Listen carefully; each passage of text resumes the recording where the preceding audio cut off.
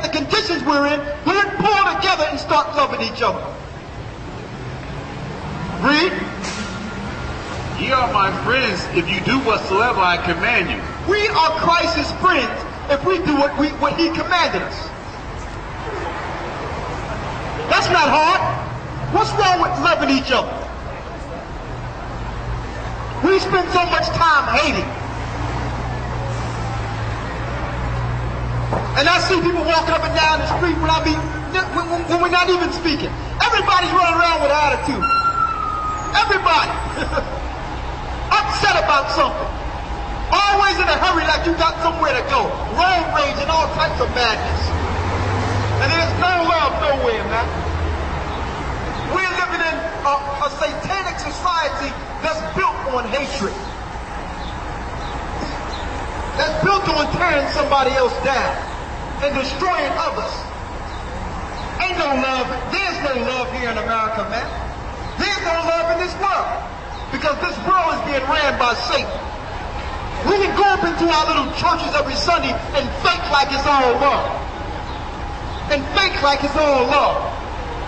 And as soon as we leave these churches, we come out and do worse than when we came in there. Love is not an emotion, it's an action.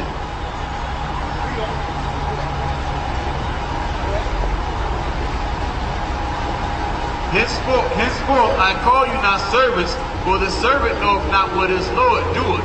But I have called you friends. For all things that I have heard of my Father I have made known unto you. Ye have not chosen me, but I have chosen you, and ordained you that you should go bring forth fruit, and that your fruit should remain. That Get Luke 6 and 21. Love is not an emotion, it's an action. People are tired of other people saying, I love you. Yo, dog, I love you. Love is not an emotion. And it's a shame because so many powerful brothers, I'm going to point at the brothers for a second. So many powerful brothers have the spirit to stand for something right. So many, but you're caught up. You're caught up. You haven't learned the base necessity to be a leader. Even though you have the attributes, you can't tell me brothers don't know how to be leaders, man. You can lead the Bloods and Crips. They got generals and everything in Bloods and Crips. You can lead a gang to be able to go get cocaine from the other side of the border and come back and package it and have it all up in your houses and have different places and different distributions. So you know how to be a leader. But how many of those of our people is going to use those leadership attributes to actually help somebody? To actually love somebody? And see, we know the other nations are doing things to us, but we're not here to point that out today. We're here to point out what we're doing to ourselves. Talking about love. Talking about love today.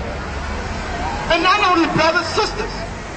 We're living in a generation where sisters as a whole don't love themselves no more, man.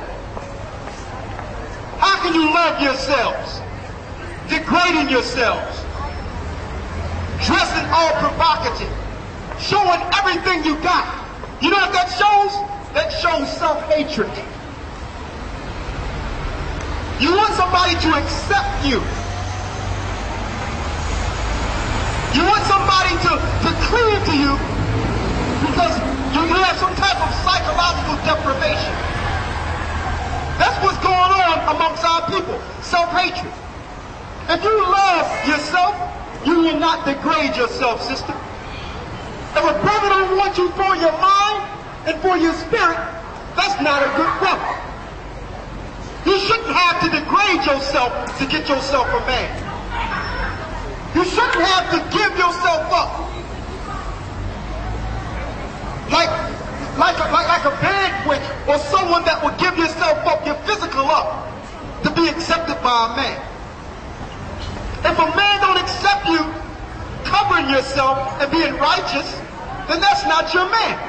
That's what's wrong with the sisters. They want to blame brothers for everything. But look what you did to get the man. You didn't show him your mind and your spirit.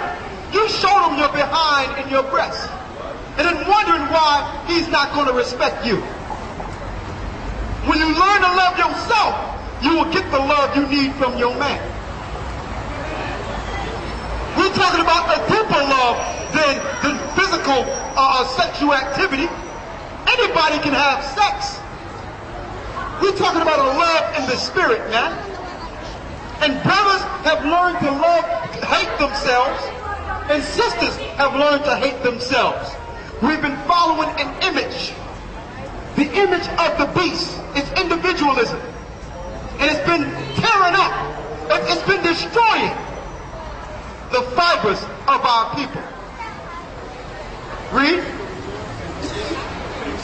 The paper. What you say, brother? These are the paper. You want one of the papers? Yeah. Hey, brother, somebody, make sure when you see him, give him some. Yeah, Luke 6 and 14, read. And when it was day, he called unto him his disciples, and of them he chose 12, whom also he named apostles: Simon, whom he also named Peter, and Andrew his brother, James and John, Philip and Bartholomew, Matthew and Thomas, and the sons of Alphaeus, and Simon called Zealot, and Judas the brother of James, and Luke 6 and 27. What I want. Read. But I say unto you, which hear, love your enemies, do good to them which hate you. That's another form of love. See, a lot of us want to seek revenge. That's another form of love. It's easy to love somebody that's doing good to you, but how many of you can love someone that's doing something wrong to you? You can still love your enemies. Now, you don't have to put your head on a chop block if they want to kill you, but you can still love them. You don't have to destroy your brother.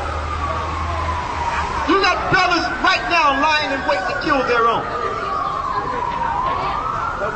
And even the other nations.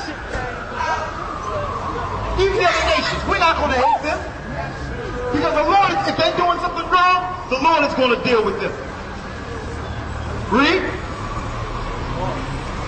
Bless them that curse you, and pray for them which despitefully use you. And unto him that smiteth thee on the one cheek, offer also the other. Now examine what Christ said here. And by examining this, you know what? This one scripture alone will destroy all gang violence. This scripture alone will destroy gang violence. If the Bloods and Crips and whatever gangs out there read this scripture, there would be no brothers killing each other in those gangs. And we got people joining gangs all over the world to fight against each other. How many of you going to join Christ's gang? Huh? I'm going to show you how they brought forth this hatred amongst our people. When we came over here on these ships, you know they gave you? Freedom of religion. That's how you've been destroyed. That's how you learn to hate each other. Here it is, you got people in the same family. One is a Christian. One is a Muslim. One is a Seventh-day Adventist. One is doing yoga. One is dealing with Hinduism. One dealing with Buddhism.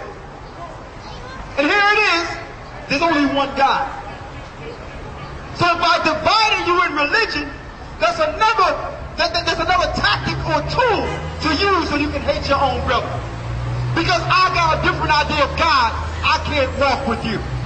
Let me tell you, what they're about to do to our people, it doesn't care what you're worshiping. You think the people that are about to destroy you care if you are a Christian? You think the people that's about to kill you care if you are a Muslim? They're not dealing with what religion you're under. They're dealing with the spirit that's in you that's a threat to the powers of this earth. That's what they are afraid of. That's right. So we can't get caught up with this religion stuff, man. Well, brother, I'm following Muhammad. I'm following this and I'm following that. Let me tell you, man, follow the Most High. The first thing they did when we came off those ships is separated us and gave us different